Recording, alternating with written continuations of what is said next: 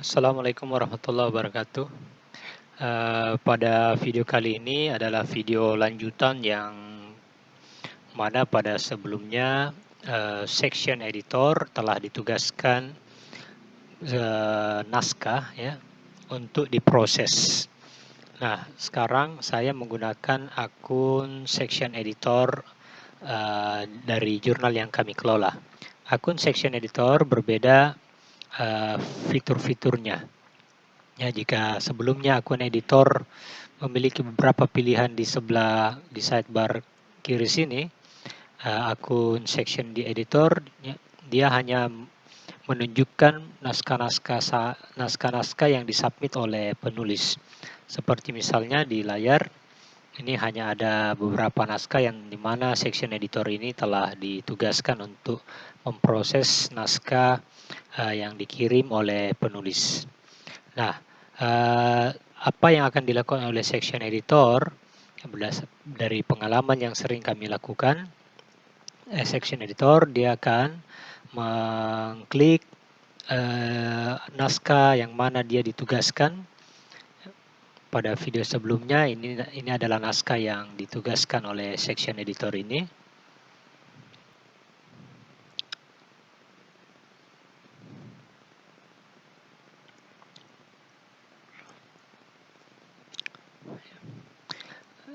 Di tampilan berikutnya terlihat dia pada akun section editor di sebelah kanan sini terlihat send to review, accept and skip review, maksudnya apakah kita mau menerimanya langsung ya tanpa melalui proses review atau menolaknya ya atau reject, decline submission. Di sini juga sudah ada keterangannya section editor yaitu akun ini dan juga nama penulis. Nah, biasanya section editor sebelum mengirimkan naskah file ya, naskah original dalam bentuk DOC atau TXT, bukan dalam bentuk PDF kepada reviewer ya, tentu sebagai section editor berdasarkan pengalaman kami, si section editor terlebih dahulu akan mendownload artikel ini.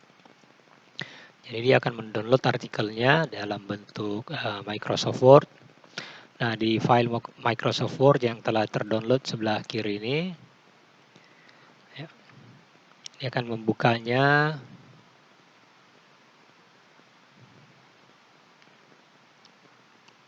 Setelah file ini terbuka, ya, biasanya mesti ada penulis yang mengirimkan tidak menggunakan double blind ya. Sementara jurnal yang kami kelola ini menerapkan sistem double blind. Jadi biasanya keterangan penulis, afiliasi dan email penulis itu kami hapus. Ya. Ini karena jurnal kami menerapkan blind peer review. Yang terkirim ke reviewer nantinya adalah judul, abstrak, dan kontennya seperti ini. Jadi sudah tidak ada lagi keterangan terkait dengan nama penulisnya. Nah, ini lalu akan di-save oleh section editor. Nah, setelah itu dia akan kembali ke laman untuk mengupload kembali file yang sudah dihilangkan keterangan penulisnya. Ya, di sini ada upload submission file. Di sini ada keterangan, this is not a revision of an existing file. Ya, kita pilih yang artikel teks. Lalu saya buka file download tadi. Ini artikelnya tadi ya. Saya klik, tahan. Lalu saya drop di area sini. Ini sudah ada ensuring a blind review. Oke, continue. Lalu kita ke step kedua, review details. Ini bisa kita edit nama file, saya juga di skip, saya skip saja. Review details. Lalu di langkah terakhir ya kita harus mengkonfirmasi. Nah, jika ada file tambahan bisa dimasukkan di sini. Kita klik complete. Nah, ini sudah selesai terupload ya. Jadi file pertama yang disubmit oleh penulis pada tanggal 7 Maret lalu yang karena masih berisi nama penulis, afiliasi dan emailnya, maka section editor akan mengupload ulang kembali dengan menghilangkan keterangan terkait penulis tadi di tanggal yang sesuai dengan hari ini. Nah, inilah nanti file yang akan kita teruskan ke reviewer. Jadi di sini ada send to review. Jadi section editor akan meneruskan naskah yang terakhir diupload ini ke reviewer. Kita klik send to review. Nah, di send to review karena ada dua file ya, yang mana yang akan kita teruskan ke reviewer kita.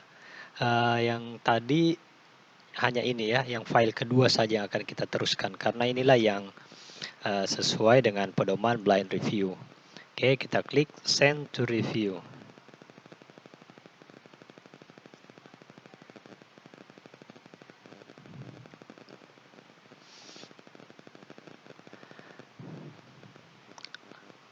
Oke, kita perhatikan di atas yang tadinya masih di submission dalam tahap submission, sekarang telah loncat ke bagian review.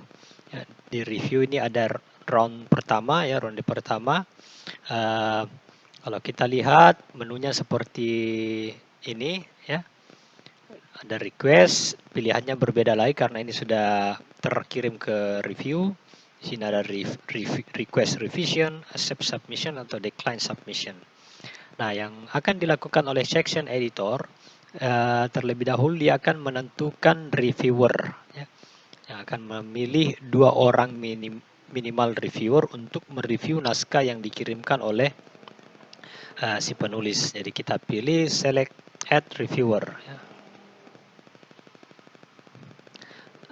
Di jurnal kami ada beberapa nama reviewer ya yang terlibat, baik dari dalam instansi sendiri maupun dari luar. Ini sesuai dengan kepakarannya ya, jadi kita akan menentukan nama-nama reviewer yang akan ditugaskan untuk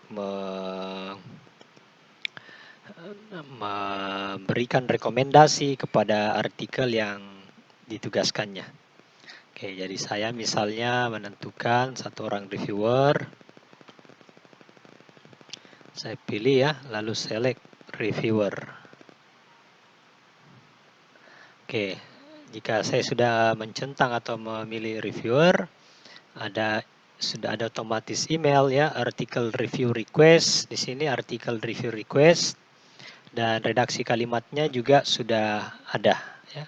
Dan ini nama saya sebagai section editor ya. Terlihat ini nantinya notifikasi ini nantinya akan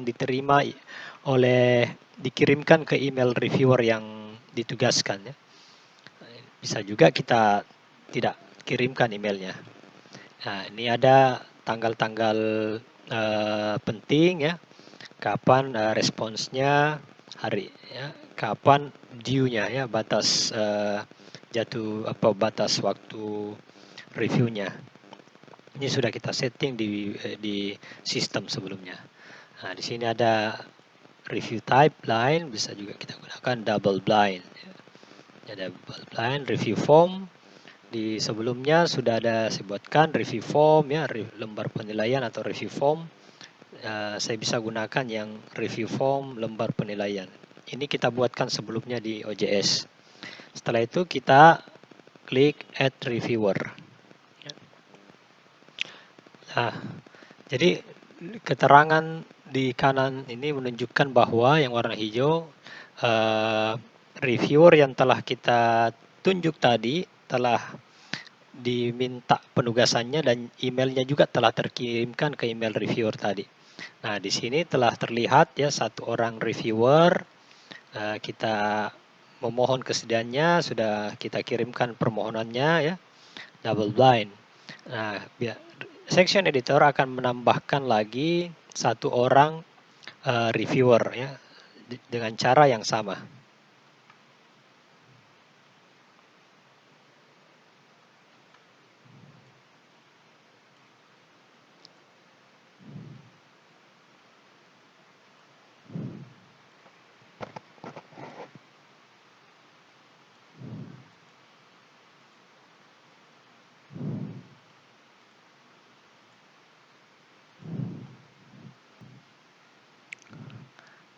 Oke, baik. Ini sudah terkirim lagi, ada notifikasi ke reviewer kedua yang kita tugaskan.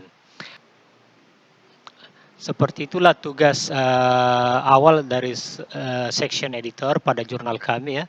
Jadi memastikan bahwa artikel yang dikirimkan ke reviewer itu artikel blind review yang tidak ada nama penulis, afiliasi dan juga emailnya.